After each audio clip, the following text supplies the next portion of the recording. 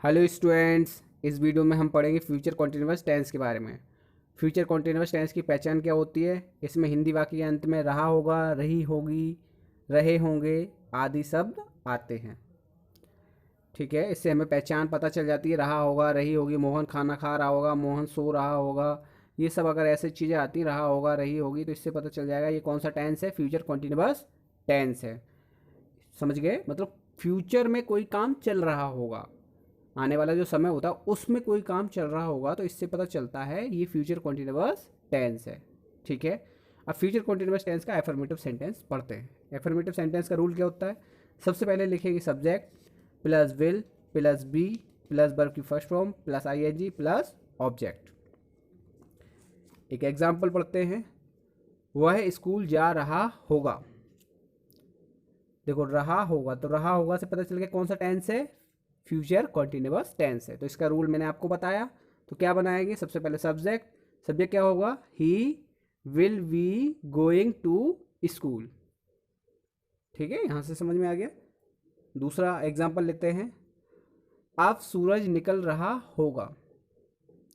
तो अब सूरज निकल रहा होगा, तो रहा होगा से पता चला कौन सा है, फ्यूचर कॉन्टिन्यूअस टेंस है। तो क्या बनेगा इसका? Now the sun will be rise. अब ये जो नाव है ना, नाव माने अब होता है, NOW नाव, नाव माने अब।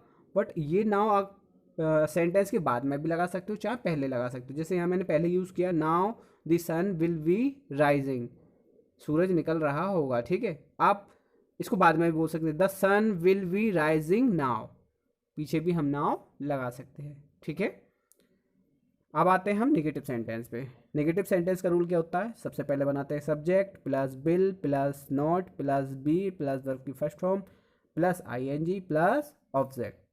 ये नेगेटिव का रूल होता है।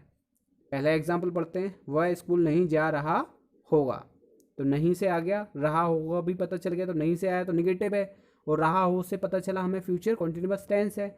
तो क्या बनाएंगे इसके? सबसे पहले बनेगा he will not be going to school. ठीक है, समझ में आ गया। अब दूसरा एग्जाम्पल पढ़ते हैं। अब सूरज नहीं निकल रहा होगा, तो क्या बनाएंगे इसको? Now the sun will not be rising. अब नाउ मैंने आपको बता दिया था, चाहे पहले लगाओ चाहे बाद में लगाओ। The sun will not be rising now, चाहे ऐसे बोल दो, चाहे now the sun will not be rising ऐसे बोल दो। ठीक है, समझ में आ गया। अब हम आते हैं इंटेरोगेटिव। इंटेरोगेटिव पढ़ने से पहले मैं आपको फिर से बता दूं कि इस वीडियो में मैंने आपको डिस्क्रिप्शन में लिंक दी है सेंटेंस सेंटेंस वाले वीडियो की, जो मैंने आपको पढ़ाया था, जिसमें आपको ये सब चीज़ें मैंने बताई थी कि सब्जेक्ट क्या होता है, ऑब्जेक्ट क्या होता है, वर्ब क्या होता है, सब्जेक्ट कितने प्रकार के होते हैं, ऑब्जेक्ट कितने होते और वर्ब कितनी होती हैं, और ऑब्जेक्ट कितने होते हैं।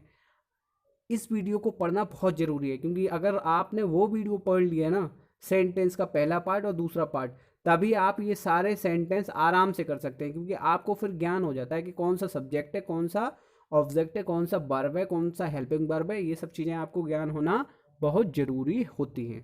ठीक है, तो मैं ये पहले ही पढ़ा चुका हूँ। उस वीडियो की लिंक मैं इस डिस्क्रिप्शन में डाल दूंगा, उसमें जाके आप उस वीडियो को देख लेना, ताकि आप इन सब वीडियो को पूरी टेंस की सीरीज आप ढंग से समझ सकें। ठीक है, तो अब हम चलते हैं इंटेरोगेटिव सेंटेंस पे। इंटेरोगेटिव सेंटेंस क्या होता है? इंटेरोगेटिव सेंटेंस होता है, सबसे पहले आता है WH family plus will plus subject plus be plus verb की first form plus ING plus object plus question mark.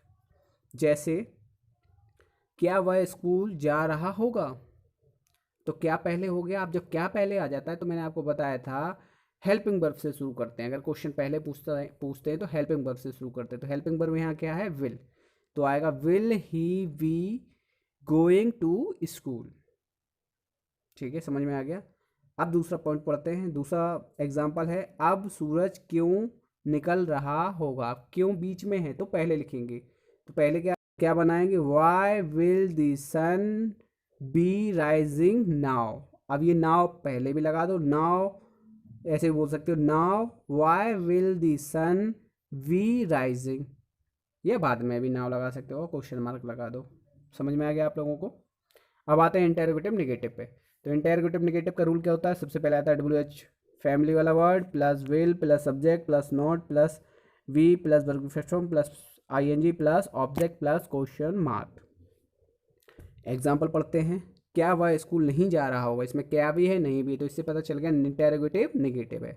तो क्या बनाएंगे इसका, इसका बनेगा will he not be going to school, ठीक है, और क्वेश्चन मार्क लगा देंगे। नेक्स्ट इसका एग्जाम्पल करते हैं। अब सूरज क्यों नहीं निकल रहा होगा, क्यों भी है नहीं भी है, तो क्यों पहले बनेंगे why will the sun not be rising now, इसमें ऑब्जेक्ट कोई है नहीं, ठीक है, तो राइजिंग नाउ, ये सारा खत्म हो गया। तो आपको समझ में आ गया, कोई भी डाउट हो आप हमसे पूछ। ये कुछ क्वेश्चन हैं आप लोगों की प्रैक्टिस के लिए इस वीडियो से रिलेटेड। इस वीडियो में जो फ्यूचर कॉन्टिन्यूअस टेंस पढ़ाया है इसी के रिलेटेड ये कुछ क्वेश्चन दे रहा हूँ, आप लोग इनको सॉल्व करना। कहीं भी डाउट आता है आप कमेंट करके हमसे पूछ लेना, ठीक है। और हाँ, एक बात और, आप लोगों के माइंड में एक क्वेश्चन ज़रूर आ रहा होगा कि सर विल का तो यूज़ कर रहे हैं, सेल का यूज़ क्यों नहीं कर रहे हैं। तो बच्चे सेल का यूज़ अब ख़त्म कर दिया गया है इंग्लिश ग्रामर या इंग्लिश स्पीकिंग में, समझ गए। ओनली सिर्फ विल का यूज़ करते हैं, चाहे सिंगुलर सब्जेक्ट हो चाहे प्लूरल सब्जेक्ट हो, इसलिए यहाँ पे हम विल ही पढ़ रहे हैं, ठीक है। सेल का यूज़ अब ख़त्म कर दिया गया है, ओके। बाकी अगर अब नेक्स्ट वीडियो में पढ़ेंगे।